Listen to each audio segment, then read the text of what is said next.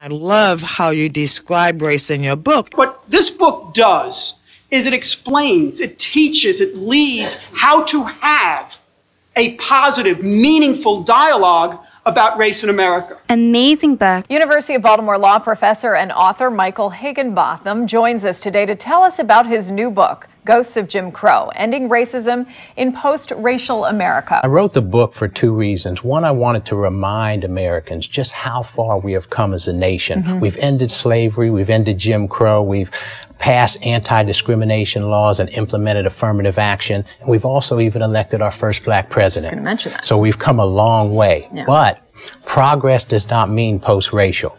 We still have issues today. Race is still a significant factor in opportunities and hardships in our society. The way of thinking, the way of acting is very similar to what transpired during Jim Crow, thus the title Ghosts of Jim Crow. Today it's much more subtle. We're still separate. We're separate in terms of our neighborhoods, in terms of our schools, and when you're separate, it's very hard to build bridges. I certainly think we can end racism, and in the subtitle of the book says that. But I think it's two aspects. One, we have to have the commitment, the willingness to do it. And then two, I think we have to have the right focus.